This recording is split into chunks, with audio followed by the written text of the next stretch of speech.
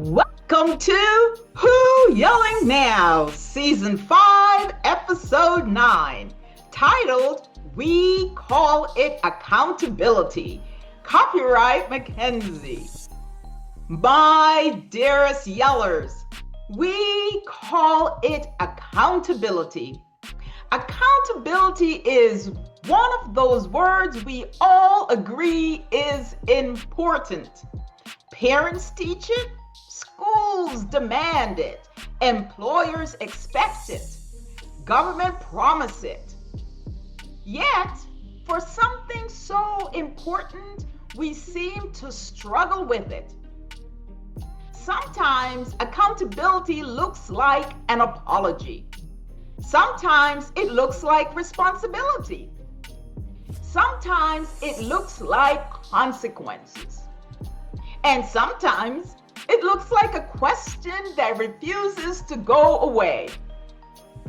Today, we're going to explore accountability through story, poem, and conversation. But before we begin, let's spend a moment with a poem. This one I call Your Responsible Account. Your responsible account is unaccountable in your response. My response accounts for your account, yet leaves no accountability. Your account, my response. I count your account. We discount our accountability. The accountable account, the unaccountable recount, the responsible response, the irresponsible responsibility. I account for me. You account for you. We account for us. They account for neither. Your response is responsible for my accounting. My accounting is accountable to your response. We count. We account. We respond. Yet somehow the account remains uncounted for.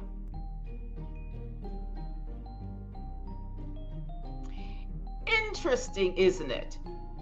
We count, we account, we respond, yet somehow accountable often seems to disappear. Which brings me to this week's story. I call the story Jerry and the Three Pillars. Everyone said Jerry had anger issues. That was his reputation by age 5. Not sad, not lonely, not frightened, not neglected, angry. The adults love the label because labels are efficient. Once they decide Jerry was angry, they no longer had to ask why. The neighborhood children learned to avoid him. The adults learned to blame him.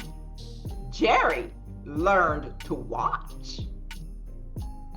By 10 years old, Jerry understood something many adults never learned. Accountability is not about what you did. It is about what can be proven. The first time he broke something, he blamed another child. The adults believed him. The second time he got caught, he told a better story. The adults believed him. The third time, he simply wasn't there when the question started. Again, the adults believed him. By 10 years old, Jerry had built what he called his 3 pillars: a scapegoat, A story, a shadow, someone to blame, something to say, somewhere else to be. One summer, Becky was having a birthday party. The entire neighborhood was there. Balloons, cake, presents, laughter. Jerry stood across the street holding a baseball. He knew exactly what he was doing. The ball crashed through the front window, glass exploding across the living room. Children screamed. Adults rushed towards the house. Jerry rushed towards his 3 pillars. The scapegoat had already been chosen. A weak friend desperate for acceptance. The story had already been prepared. An accident, a misunderstanding, a mistake. And Jerry himself had already disappeared. The adults spent the afternoon searching for accountability. Jerry spent the afternoon studying how difficult it was to find. Years passed. Jerry grew older. The 3 pillars grew with him. In school, they became excuses. At work, they became politics. In relationships, they became manipulation. In leadership, they became strategy. If blame appeared, find a scapegoat. If evidence appeared, tell a story. If consequences appear, disappear into the shadows. The system worked so well that others began to copy him. Soon, Jerry wasn't merely avoiding accountability. He was teaching others how to weaponize unaccountability. When confronted, attack. When questioned, confuse. When cornered, redirect. When exposed, accuse. And because so many people were doing it, it became difficult to determine who had started it. Years later, Jerry would sit in rooms full with adults discussing accountability. Everyone agreed it was important. Everyone agreed someone should be responsible. Everyone agreed answers mattered. Yet somehow, the account remained unaccounted. And perhaps that's why accountability matters so much, my yellers. Because when accountability disappears, confusion takes its place. Which brings me to our guest today, Matt Campbell. Many people know you through your work surrounding 9/11 and accountability. Today, I'd like to explore accountability itself. Your journey gives us a unique lens through which to examine that work. Matt is a brother, a son, a man who lost someone he loved. Most of us know what grief does. It cries, it breaks, it remembers. But sometimes grief asks questions, and sometimes those questions refuse to grow old. For more than 20 years, Matt has carried a question. Not because carrying it is easy, not because carrying it is profitable, not because carrying it is popular, but because some questions demand company. Today's episode is called We Call It Accountability. So let us talk about that question. Let us talk about answers. Let us talk about responsibility. And let us talk about what happens when a person refuses to stop counting. Please welcome Matt Campbell. Matt, introduce yourself to my yellers. Hi. I'm Matt Campbell. I live in the UK, and 20 years. It's coming up 25 years now.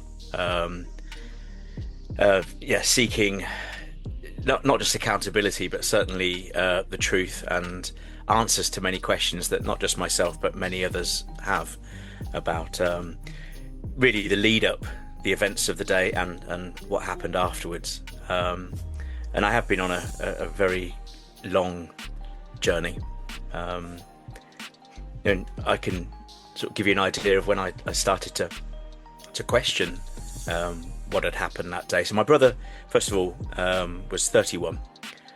He just got engaged. He was living in Manhattan, and he was on the 106th floor of the North Tower. It wasn't his usual place of work. Just attending a conference run by a British company called Risk Waters. And he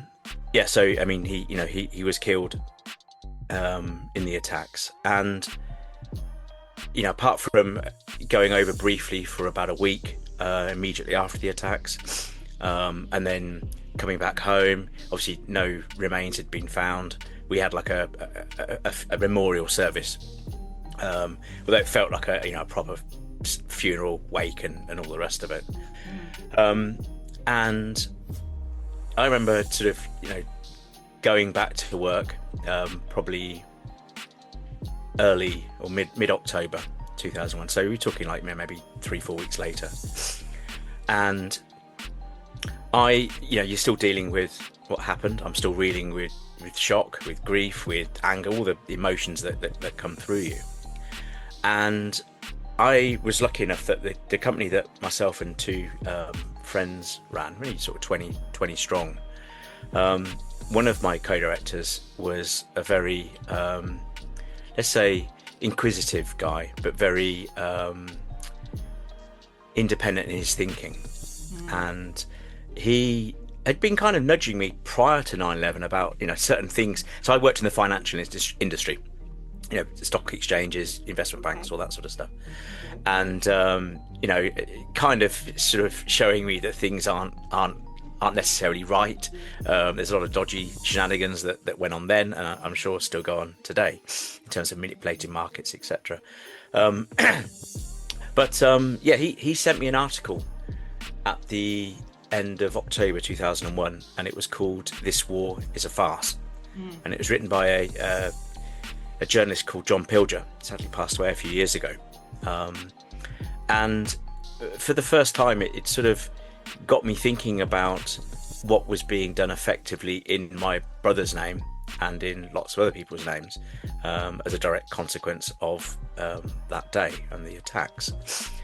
And and so I started to think, and I started to question what was going on, both in terms of military action, which was the main thrust of the John Pilger article, but really, starting to read around a lot more what had led to 9/11, and in particular I was looking at intelligence failures, etc. And we'll come back to accountability in a bit about that, specifically with those tasked to I guess keep America safe and to work in the intelligence side. I just started to sort of look at the first of all, what was happening because of 9/11, and obviously initially it was the war in Afghanistan, and then shockingly, I still think the Afghanistan war was illegal, but certainly the Iraq war was nothing to do with 9/11. Got you. Okay. And sorry. Okay. I'll ramble on forever. You know what? Well, you're in the right place. Yellers usually have something to say and questions to ask.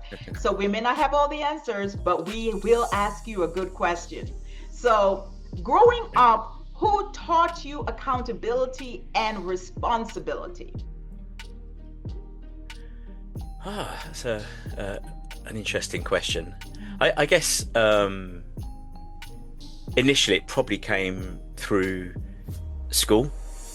In terms of just doing the right thing. You're learning, I guess, how the world works. Obviously, you've got a life outside of school, but you spend a lot of time. Your formative years are, unfortunately or fortunately, at school. And I was lucky. I had, not everyone enjoyed school. I enjoyed school, and I had some excellent teachers who, certainly some showed me, the need for discipline and hard work and and things like that. But I never really thought about authority or accountability of external parties other than anything to do with myself and my family and my friends. Yeah, you never ever think, or I never thought about someone, their job, whatever role they have, but outside of my immediate bubble, them being accountable for their actions or inactions. So for me, it was very, just family, friends, school focused. There's a consequence if, you have an argument and ends up being a fight. There's things that follow on from that. And so growing up, it was, I guess, I'm in England. I was born in Essex, which is just outside London, but I spent most of my time growing up from sort of 3 onwards in a county in the middle of the UK called Northamptonshire, as did my 2 brothers, Jeff and my younger brother Rob. But yeah, I guess the rules that you learn, certainly for me, it was and understanding how the world works. It was just purely from a family, friends, and the only interaction with authority that I can really think of would have been people at school who you looked up. I my mum's very religious, Roman Catholic, and I kind of went through some of that until sort of the age of 12. I think I got confirmed, but shortly after that I kind of moved away from it. But so you could say church and school were my main kind of things that I would expect them to be accountable for, for things. Yeah, that does make sense. I think most people can understand that and probably would have the same answer that you do. Is there a difference between being blamed and being accountable? Well, blame is, it may not necessarily be true. It might be in the eye of the beholder and from their perspective. If you're saying, can that person who's being blamed be accountable? Well, that really depends on, is it true? Were they at fault? Or, in a positive side, did they do the correct thing and still be accountable for it?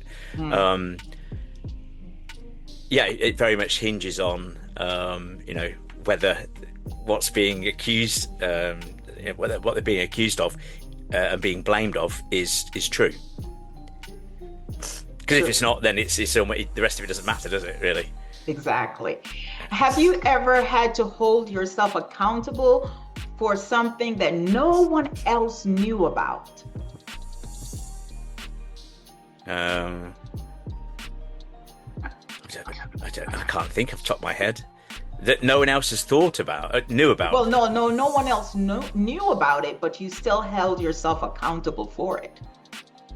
I mean everyday stuff. So I've got a small dog. When we go on walks, I always take multiple poo bags with me because we collect dog litter. Yeah. So it's not accountable, but I'm doing something because I don't want to be in an environment where there is dog poo scattered around, if that makes sense. Yeah. So but no one knows that I do that, and I won't do it all the time, but I pick up litter because it also irritates me.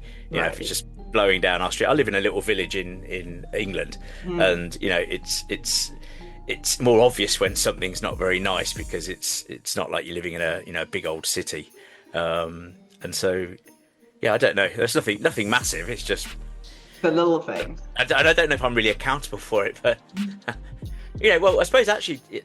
Oddly enough, there is. Well, I can be accountable for doing that, but ultimately the authority that would be doing that is our local council that would do the litter picking up and cleaning the streets. And dog mess is slightly a bit different. I wouldn't expect the councils to go and collect stuff off a green area, in parks and stuff. But certainly if it's on the streets or the pavements, I guess that they would be responsible for that. Okay. Matt, are we accountable only for our own actions, or are we sometimes accountable for the actions of groups we belong to? Ultimately, you can only be accountable really for yourself. I, good luck with that. I mean, and how big's that group? Are you talking a handful of people, or are you talking, Any 100,000? Are you talking, a million people? I mean, it's impossible. Your influence, particularly if you're just an average normal person, is typically no bigger than your immediate sphere of influence, your family and friends. Yeah. So if I have no interaction with any other group, whatever that group may be, even if I'm kind of loosely part of it, I can't be held accountable for that. That's be an odd thing. So then, are citizens accountable for the actions of the leaders they elect? There's a consequence for if you still believe in that mechanism of politics and voting and all the rest of it. I mean, if you as an individual, if you vote, you voted a particular person in or party. I mean, here we vote for our local MP, and they may or may not form a majority, depending if there's enough of them.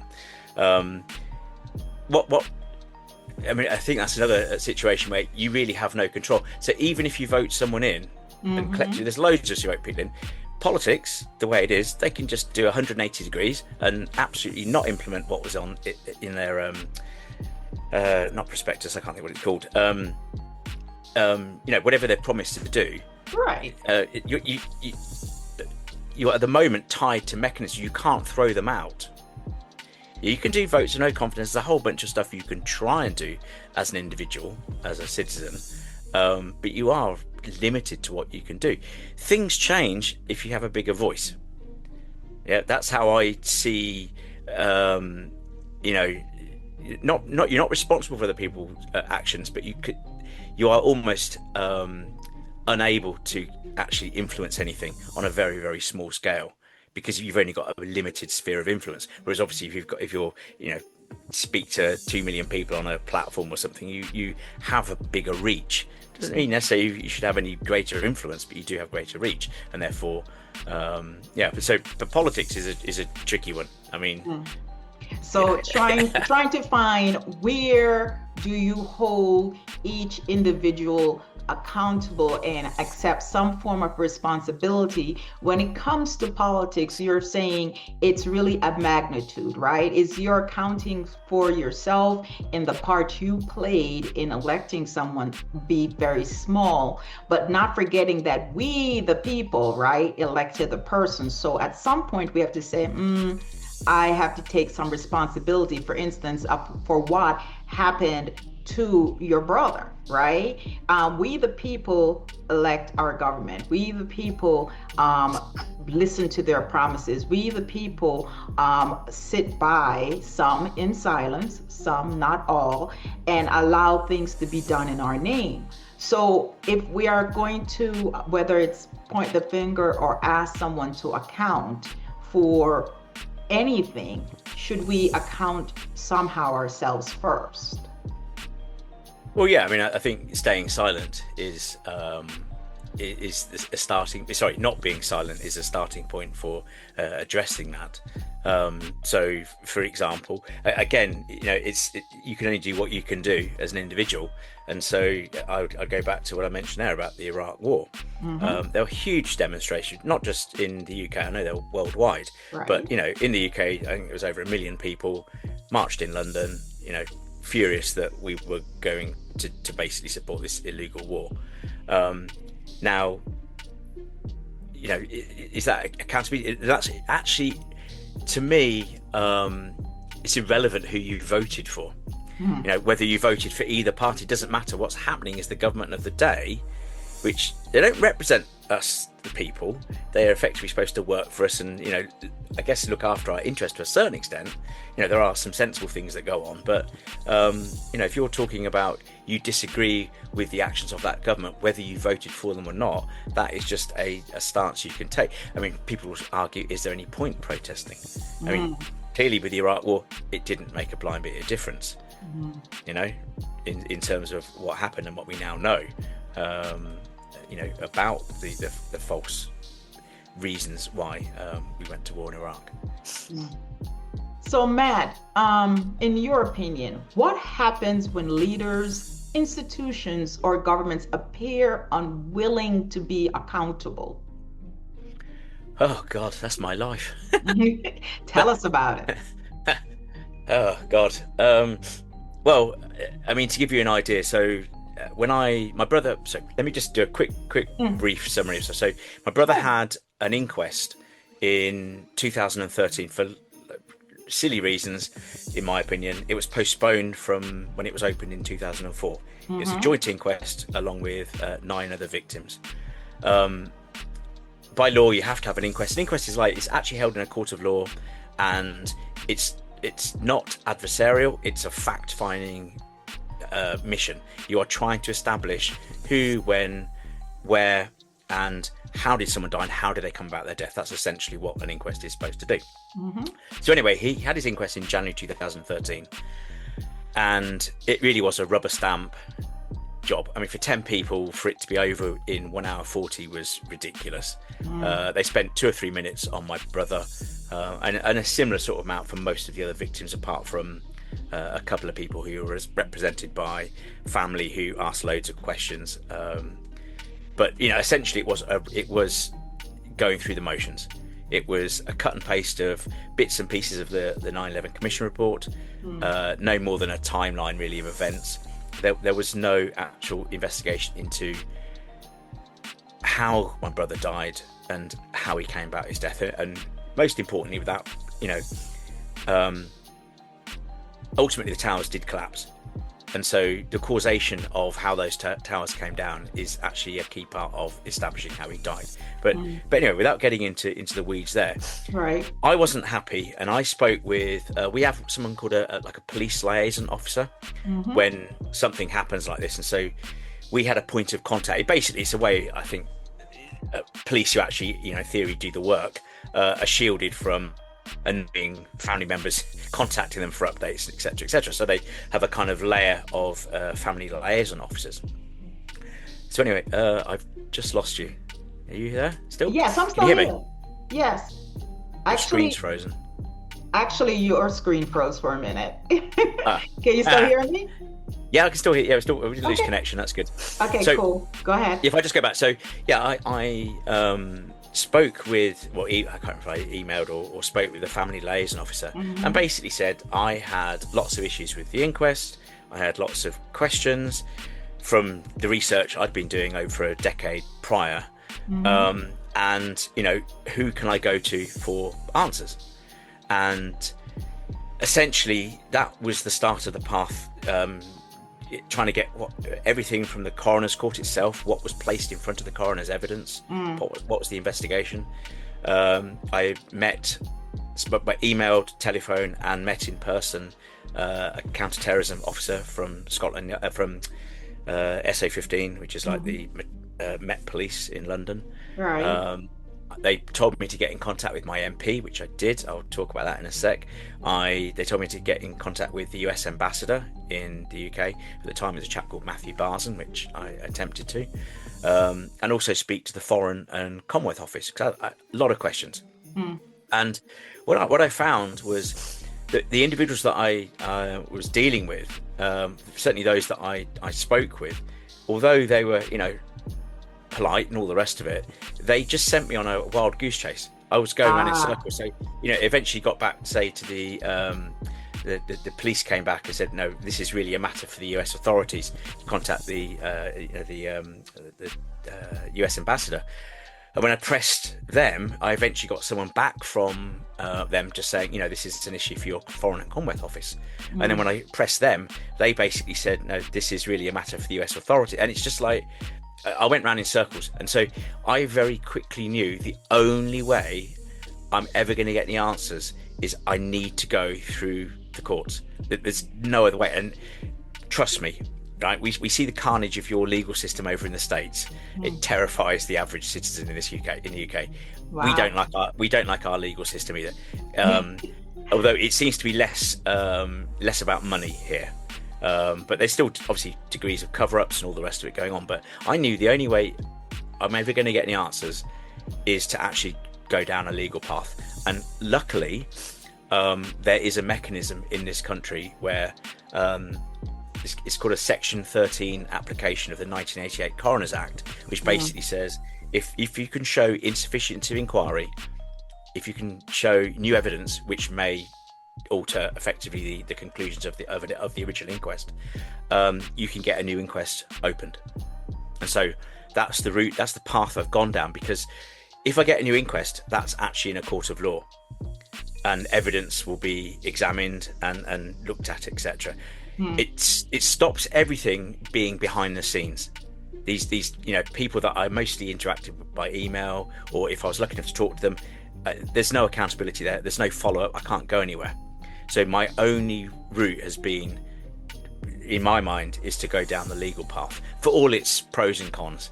Gotcha. Like I said, I don't mean to bash the US system, but I've seen every single bit of 9/11 litigation get quashed in America. Right. The only one that's still going now, has been kicked down the road for ages, is obviously the trial at Guantanamo Bay, which I've been to. I went there in 2016 for the pre-trial, one of the pre-trial weeks. Whether that ever gets to full trial, and whatever the roles of the individuals on trial there, I mean, who knows? But for me, it's like, okay, and you probably know yourself, there's lots of people with their various theories, which you end up creating because you've got so many holes and discrepancies and anomalies in what's put forward by the authorities.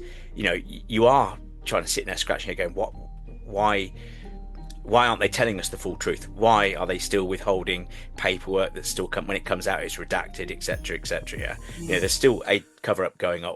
Whatever anyone says about 9/11, that is still going on today. Right. And I know there's still pressure from lots of family members who are still trying to get all the documents released. So Matt, because of listening to you, something occurred to me. Is accountability something that can expire with time? Oddly enough, with an inquest, no. There is, sometimes we have statutory time limits. There isn't one on inquests, and that's important. If you know two historical cases in this country, one being Bloody Sunday, which was when the British soldiers killed, I think, 14 unarmed Irish citizens, civilians in 1972. And another example would be the Hillsborough football or soccer stadium disaster, where it took a long time for the families to keep fighting to eventually get an inquest reopened. There is no time limit. For some things in this country, you do have time limits, but essentially for that there isn't. And so, is there a time limit? So perhaps Matt, I think you're frozen again. Matt, did we lose you? Hello? Hello?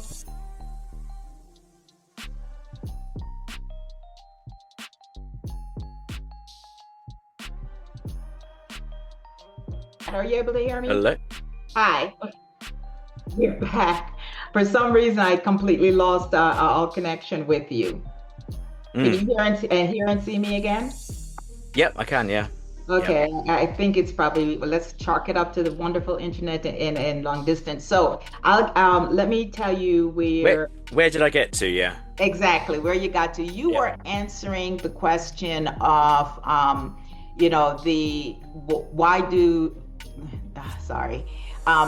is accountability something that can expire with time? And you were actually in the middle of it, and you were given a great answer about the fact that some things can expire, but not inquest.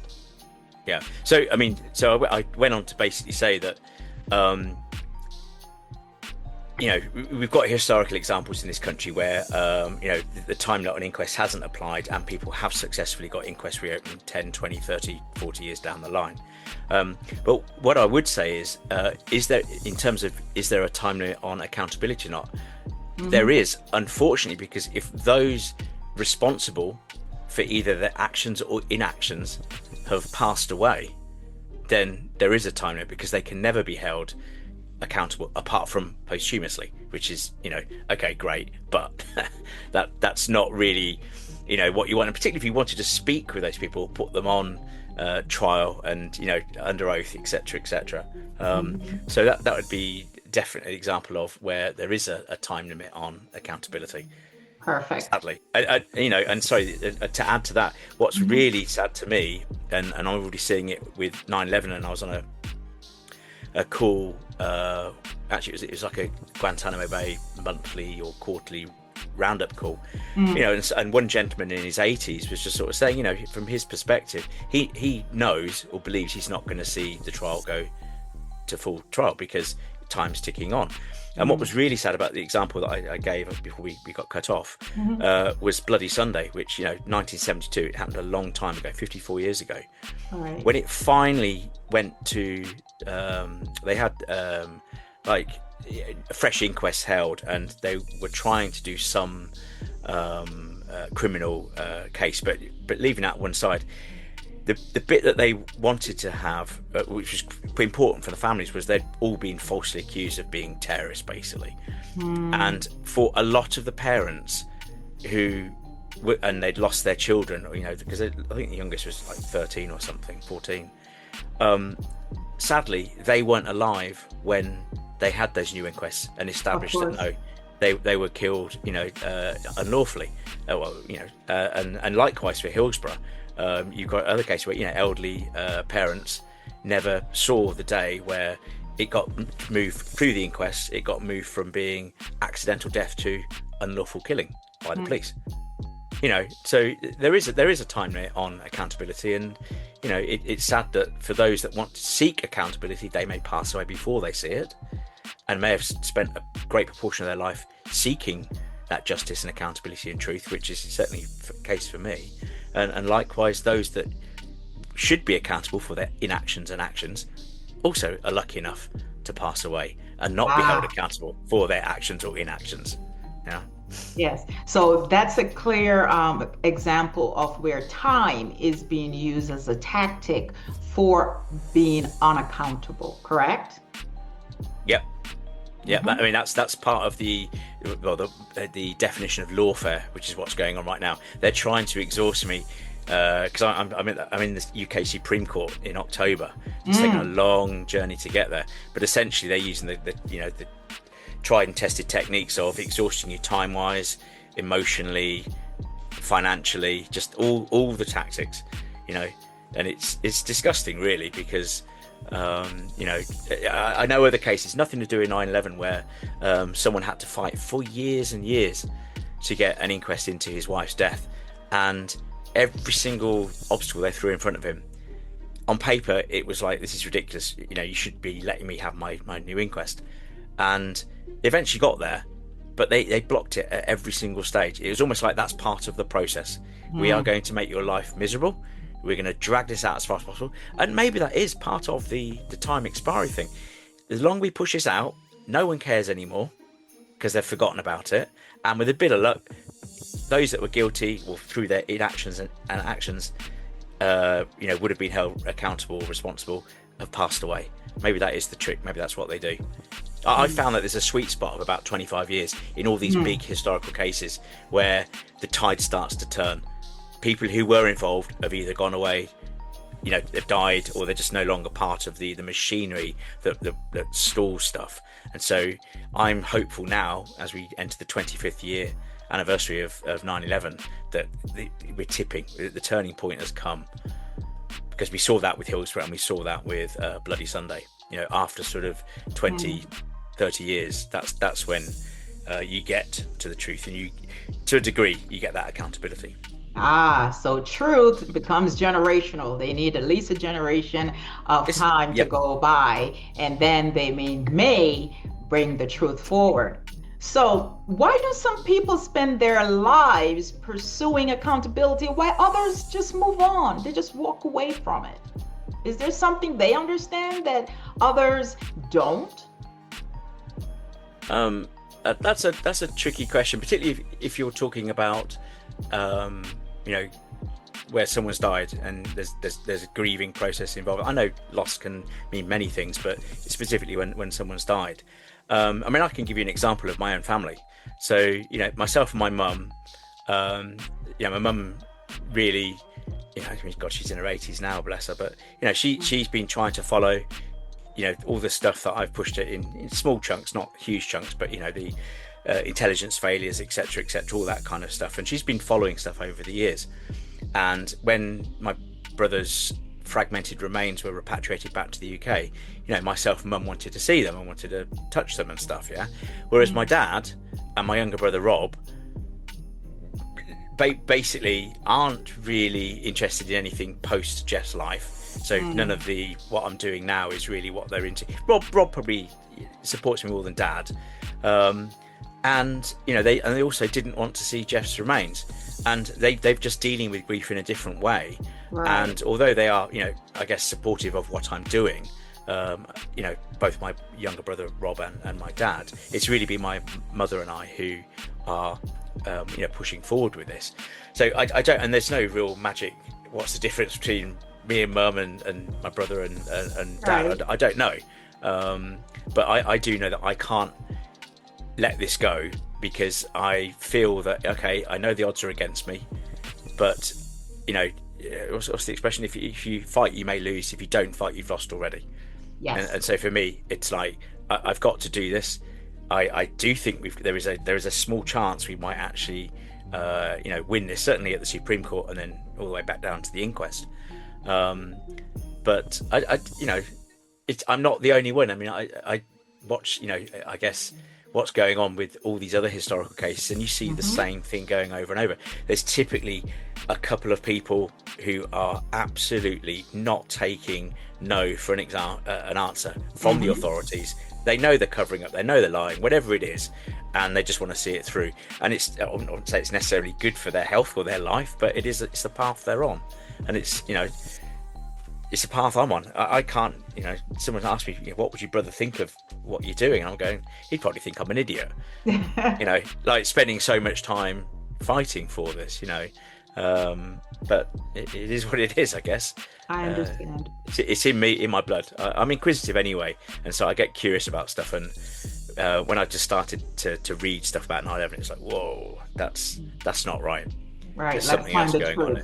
Yes, yeah. I totally get that. If you could teach one lesson about accountability to future generations, what would it be?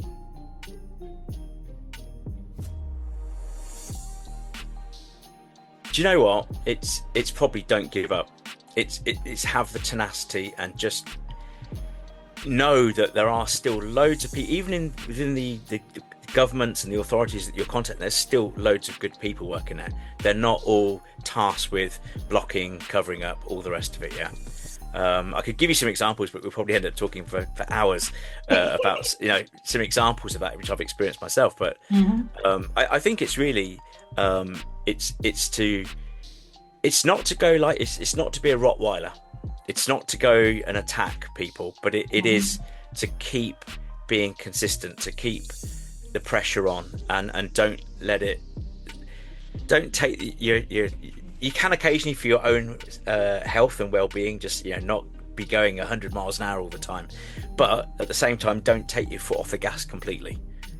Just keep that pressure on, because eventually, you know, I mean, truth is just, it has that annoying habit, I'm sure, for most of these people in authority. It does eventually come to the surface, you know, yes. However long it is. And so, you know, that the truth only ever comes to surface because people keep pushing.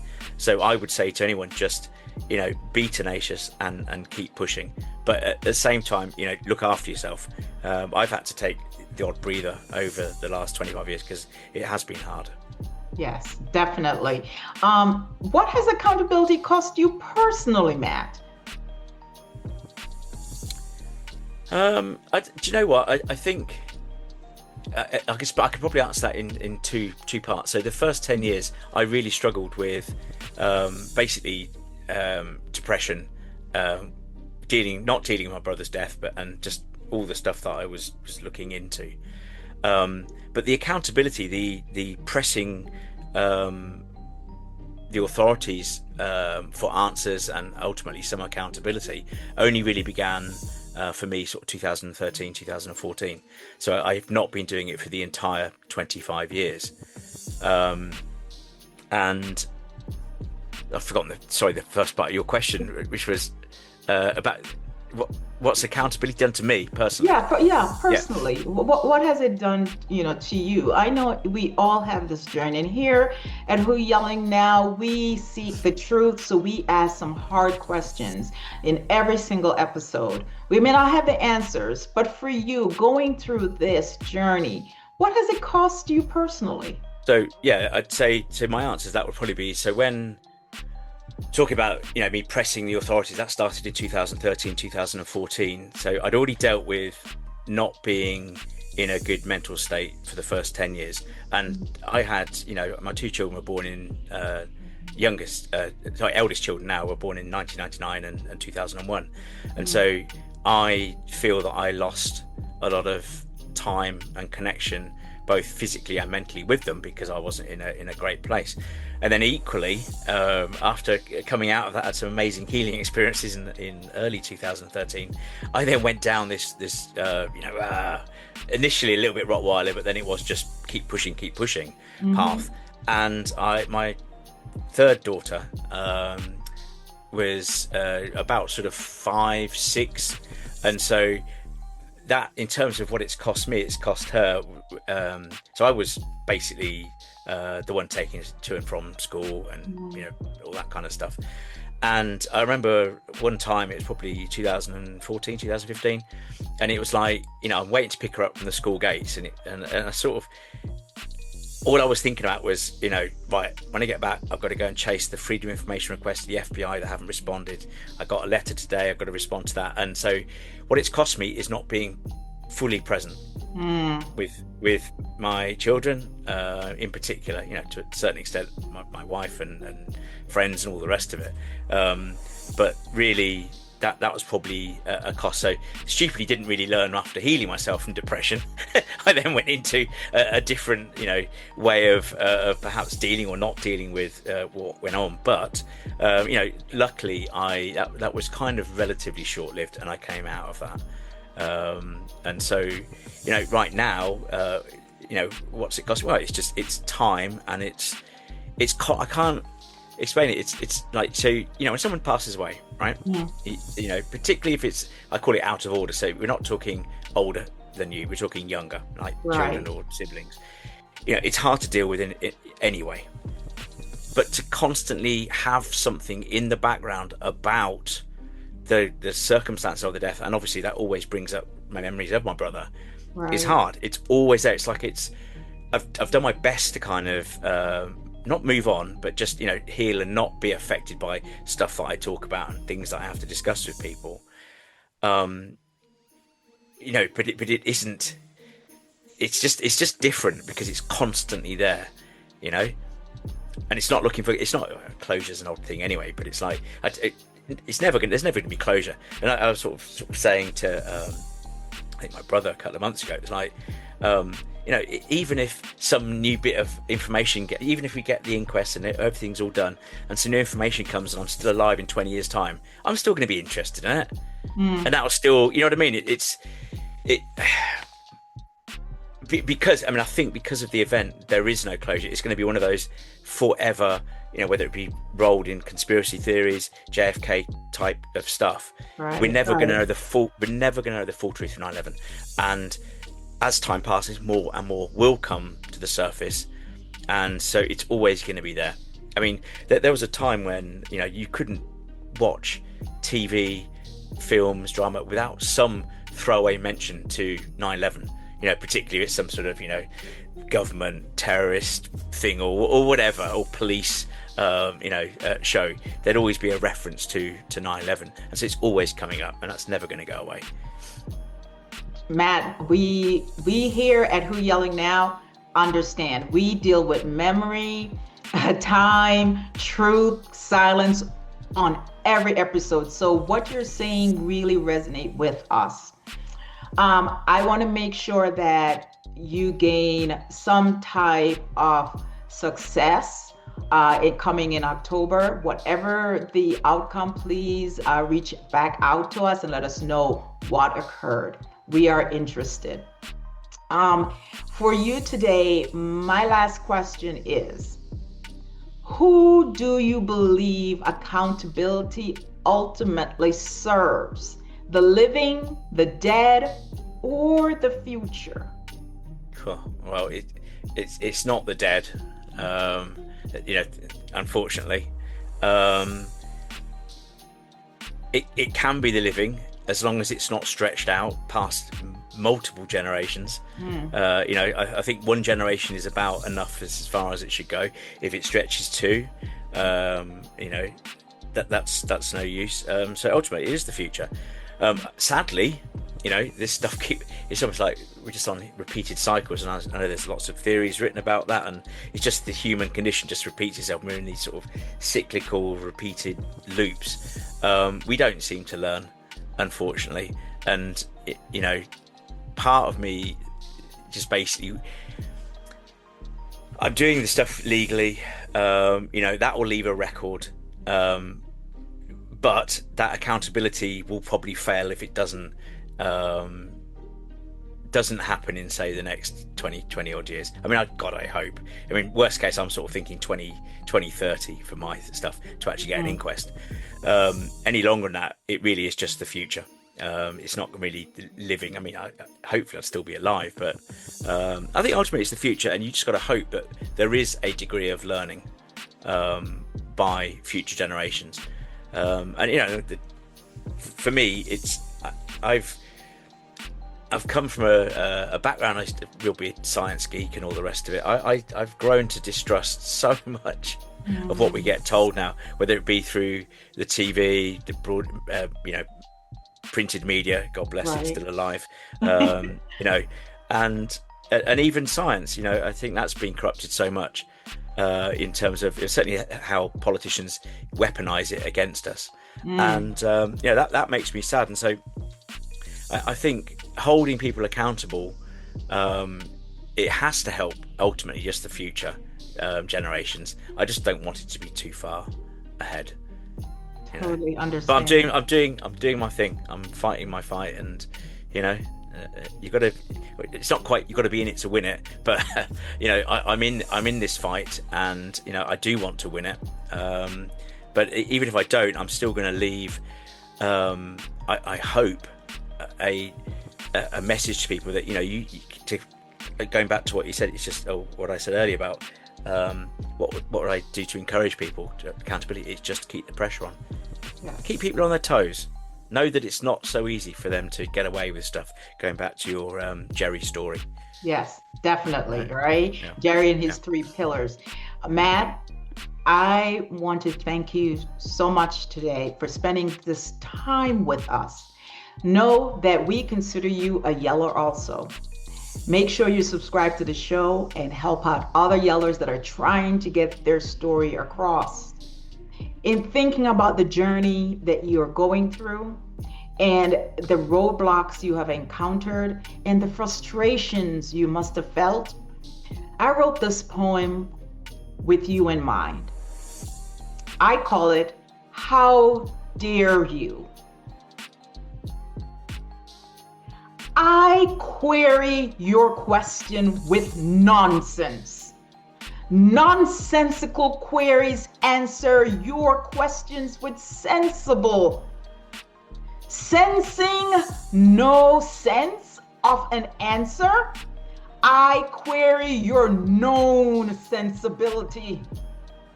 Your questions pursue the nonsense of my queries. Seeking sense in nonsense?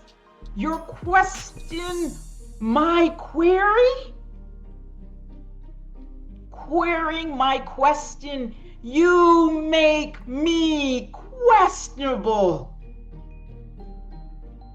Matt, I hope you much success, and like you've said, keep the pressure on. Keep asking the questions. Don't remain silent. And as a new yeller, we are with you. Know that you are heard and seen. Thank you so much for being with us today. Brilliant. Thank you. Thank you, Olga. You're more than welcome. Before we leave today, I'd like you to sit with a thought. Throughout this episode, we talked about accountability. Who owes answers? Who owes explanations? Who owes responsibility? And those are important questions. But perhaps there is another question. What is my accountability? Many years ago, I encountered a teaching often associated with Confucius that stayed with me. Before seeking accountability from others, first examine your own. Before asking another person to account for yourself. Not because you are guilty of everything, not because responsibility is equally shared, but because accountability begins where you start, where you stand. It begins with courage to say, I have a part in this. Maybe a large part, maybe a small part, but a part nonetheless. Then, having accounted for yourself, invite others to do the same. Not through force, not through accusation, not through humiliation, but through example. I have often wondered if this is why accountability seems difficult. Most of us are willing to count. We count the mistakes of others. We count their failures. We count their promises. We count their contradictions. But counting is not accounting. Accounting requires ownership. It requires participation. It requires us to ask, what is mine? If I elect a leader, what is mine? If I support a movement, what is mine? If I remain silent, what is mine? If I benefit, what is mine? If I demand accountability, what is mine? Perhaps accountability is not a destination. Perhaps it's a practice. Practice accountability for our part before inviting others to account for theirs. Today, Matt shared his journey, a journey of questions, a journey of persistence, a journey of accountability. Whether you agreed with every answer is not the point. The point is that questions matter, answers matter, and accountability matters. So I leave you with this. Account, count, recount, accountable, unaccountable, response, responsibility, we counted, who accounted. This is Olga Foreign, and I'll see you next Wednesday on Who Yelling Now. Remember, tell a friend, subscribe, and come with your questions. Thank you. Hi, Matt. I'm going to go ahead and pause the recording. Okay. Okay.